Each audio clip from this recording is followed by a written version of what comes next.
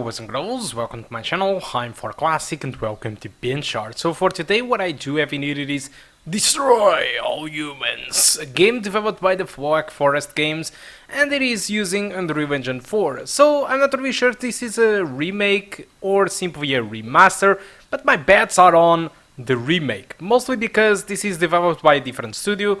The original one in 2005, it was developed by the Pandemic Studios. This is by the Black Forest Games, which developed games in the past like Giana Sisters and Fate to Silence, which were okay games, but I really think they really nailed the spot in this game.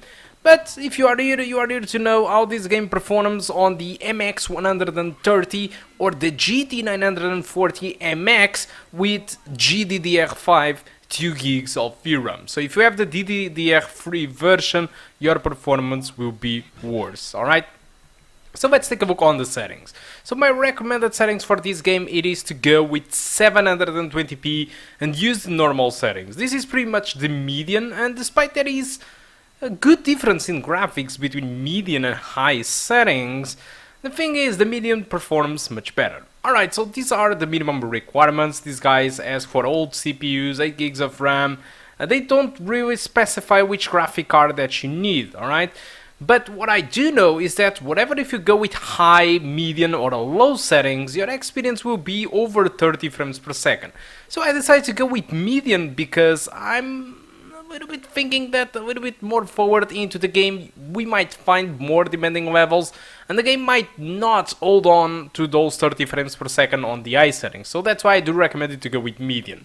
If you want to play at 900p, you need to play at low settings. Same goes with 1080p, which also it is playable with low settings. The issue with low settings it is that it looks pretty bad on this game, and so it is hard to recommend when you can actually play at medium settings or even high settings, alright? But again, my personal preference, as you can see, it is the medium settings because it provides an average of 43 frames per second and the 1% low it is 36. So which means that in forward levels, if you have a more demanding level, you still have a little bit of margin, you know, of frame rates so for the game to keep up above 30 frames per second. While if you go with the high settings, for example, if you find a more demanding level, your game surely will perform under 30 frames per second.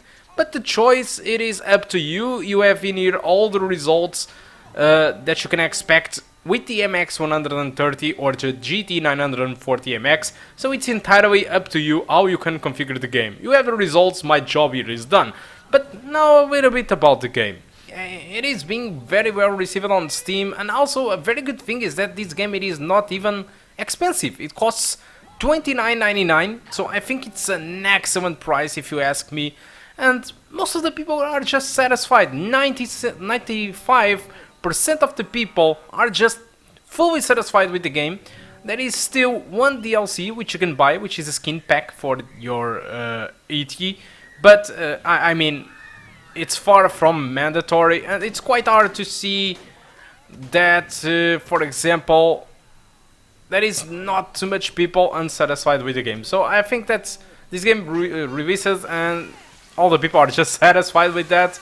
So I think it's great. So if you played the original and you missed that game and you want to enjoy again the Destroy All Humans thing, I think this is a great game for you to enjoy again the simplicity of the old games reimagined with the graphics and technology of today. Alright guys, so I think that's all that I want to talk about Destroy All Humans. Hope you keep enjoying the rest of the video and I do hope to see you soon.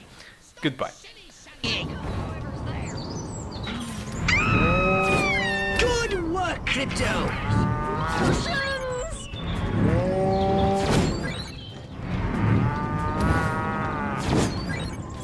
Choice is mine. Nearly enough samples. No, no, no! Step up a gear, Crypto!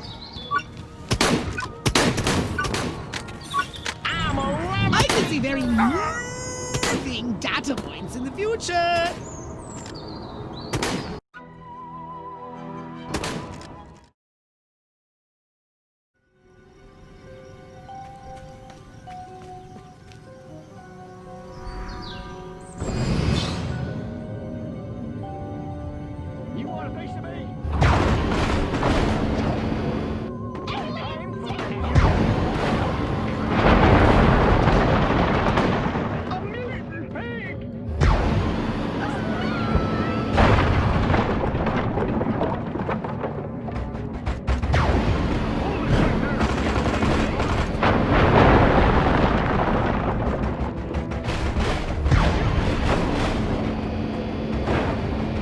Focus! Use your guidance systems.